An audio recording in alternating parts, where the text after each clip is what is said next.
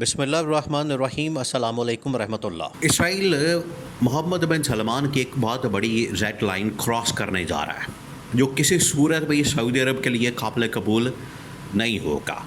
یہ جو red line سعودی عرب کی یا محمد بن سلمان کی، یہ جو ریڈ لائن اب کراس کرنے جا رہا ہے اسرائیل، یہ بڑی خطرناک اور خوفناک کی سچویشن بننے جا رہی ہے، اور محمد بن سلمان نے اس کو پہلے ہی دیکھ لیا تھا، انہیں اندازہ ہو گیا تھا، یا آپ کہہ لیں کہ ریٹن آن دا وال تھا، نوشتہ دیوار بالکل سامنے لکھا ہوا تھا، جس کو پڑھ کے محمد بن سلمان نے سب سے پہلے پاکستان کے ساتھ معاہدہ کیا۔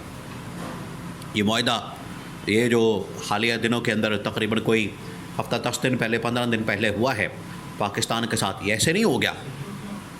یہ محمد بن سلمان کو اس بات کا آئیڈیا ہو گیا تھا، انہوں نے دیکھ لیا تھا، انہیں پتہ چل گیا تھا کہ یہ ایک بہت بڑی ڈیولپمنٹ جو کہ سعودی عرب اور محمد بن سلمان کو ریڈ لائن کراس کرے گا، ان کی ریڈ لائن کو کاٹے گا، تو ہمیں فوری طور پر اس طرح کے اقدامات کرنے کی ضرورت ہے تاکہ اسرائیل کا راستہ روکا جائے۔ اب وہ ریڈ لائن کیا ہے، اس کو آپ نے سمجھنا، اس کے اوپر آپ نے غور کرنا، فوکس کرنا کہ وہ ریڈ لائن کیا ہے جس کے لیے آج سعودی عرب کو بڑی فکر پڑ گئی ہے، اور سعودی عرب کو محمد بن سلمان کو اب ضرورت پڑ گئی ہے پاکستان کی فوج کی اور پاکستان کی لیڈرشپ کی۔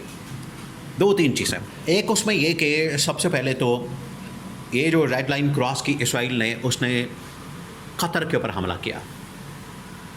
جب اس نے قطر کے اوپر حملہ کیا تو یہ اصل میں اسرائیل کی جانب سے ریڈ لائن کراس کی گئی، جس کے بعد قطر نے تمام عالم اسلام کے سربراہان کو، لیڈران کو بلایا۔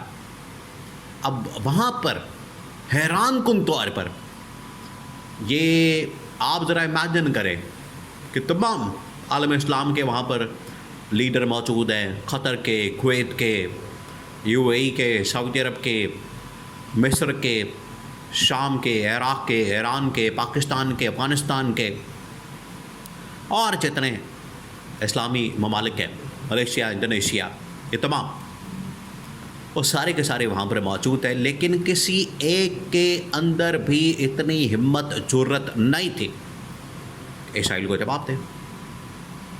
اسرائیل کو جواب کس نے دینا؟ اور ہر بندہ وہاں پر تقریر کر رہا ہے سوائے ایک کے، وہ ملیشیا کے وزیر اعظم انور ابراہیم۔ اس نے ٹھیک ہے بات کر، اس نے کہا کہ یہ اب مذمتوں سے کام نہیں چلے گا، پریس ریلیز سے کام نہیں چلے گا، پریس کانفرنس سے کام نہیں چلے گا، باتوں سے کام نہیں چلے گا، بیانات سے کام نہیں چلے گا، حملہ کرنا پڑے گا، حملہ کر کے جواب دینا پڑے گا۔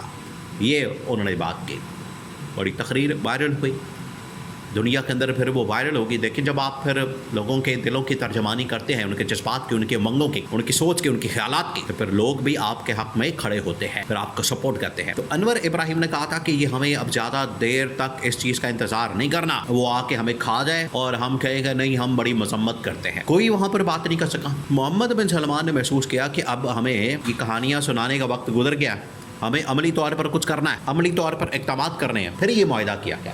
اب وہ وقت آ گیا ہے کہ وہ ریڈ لائن کراس کرنے جا رہا ہے۔ اس کا مطلب یہ ہے کہ بہت جلد جو سعودی عرب کے ساتھ لگتی عرب ممالک کی سرزمین ہے، وہاں پر اپنے فوجی اڈے تعینات کرنے جا رہا ہے، فوجی اڈے بنانے جا رہا ہے، فوجی تعینات کرنے جا رہا ہے، اور اس کے ذریعے سے سعودی عرب کے اوپر حملہ کرنے جا رہا ہے، جو کہ ایک ریڈ لائن کراس کرنے کے مترادف ہے۔ یہ سعودی عرب کو، محمد بن سلمان کو کسی صورت بھی قابل قبول نہیں، جس کی وجہ سے اچانک سے راتوں رات محمد بن سلمان کو عالمی سطح کے اوپر تمام اپنے جو کیبنٹ ممبرز ہیں اور ڈپلومیٹک جو ان کا سٹاف ہے، عملہ ہے، ان کو ایکٹیو کرنا پڑا، اور انہیں دنیا کے اندر بھیجنا پڑا کہ آپ چاہیں تمام ممالک کے سامنے یہ بات رکھیں، معاملہ رکھیں کہ اسرائیل اس طرح سے سعودی عرب کی ریڈ لائن کراس کرنے جا رہا ہے، اس کو مٹانے جا رہا ہے یا اس کو پار کرنے جا رہا ہے۔ آپ تیاری کریں، ڈٹ جائیں، کھڑے ہو جائیں تاکہ اس کا مقابلہ کیا جا سکے۔ اب باقی ممالک کی جو سچویشن ہے وہ تو آپ کے سامنے ہے۔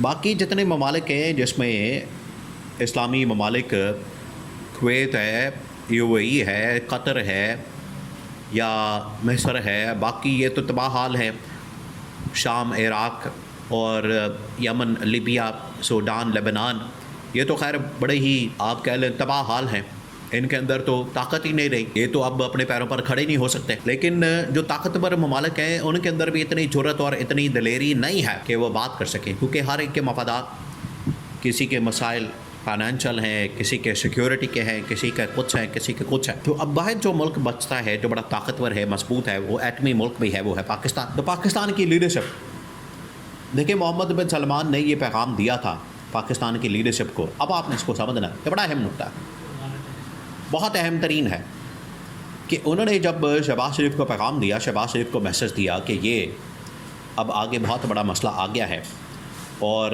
یہ اب سروائیول کا اور یہ ریڈ لائن کراس کرنے کا یہ پوائنٹ آ گیا، تو کیا آپ کھڑے ہوں گے؟ تو شہباز شریف ادھر ادھر کی، نہیں آپ ایسا کریں، آپ تھوڑا صبر سے کام لیں، ڈپلومیٹکلی دیکھیں، آپ کوئی کانفرنس بلا لیں، آپ یہ کر لیں وہ کر لیں. محمد بن سلمان کو غصہ چڑھ گیا. اس نے کہا کہ وہ ہمارے ملک کے اوپر حملہ کرنے جا رہا ہے. آپ کے ملک کے اوپر جب انڈیا نے حملہ کیا تو آپ نے کیا کیا؟ حملہ کر کے جواب دیا کہ نہیں؟ بالکل ہم جواب دیا. اس نے کہا کہ ہاں ہم نے حملہ کیا. سعودی عرب نے کہا کہ پھر ہم خاموش، ہاتھ پہ ہاتھ رکھ کے یہاں پر مکھیاں تو نہیں مار سکتے، ہم نے پھر حملہ کرنا ہے، اس کا جواب دینا ہے. جس کی وجہ سے اس کو اندازہ ہو گیا. دیکھیں محمد بن سلمان کو اندازہ ہو گیا کہ شہباز شریف، شریف خاندان، زرداری خاندان، موجودہ جو لیڈرشپ ہے، ان کے اندر اتنی صلاحیت اور قابلیت موجود نہیں ہے کہ یہ کم از کم بات ہی کر سکیں، اس کے اوپر اظہار خیال ہی کر سکیں یا اس کے اوپر بیان ہی دے سکیں. حملہ کرنا تو دور کی بات ہے.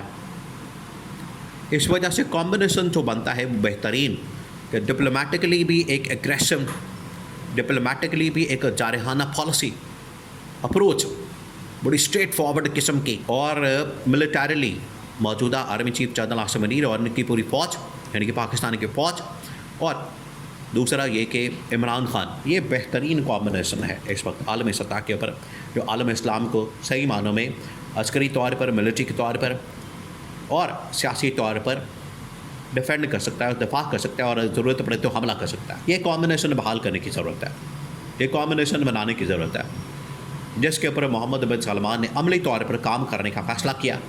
اور رہائی کے متعلق یہ بڑے واضح طور پر احکامات عمران خان کی جاری کر دیا گیا ہے.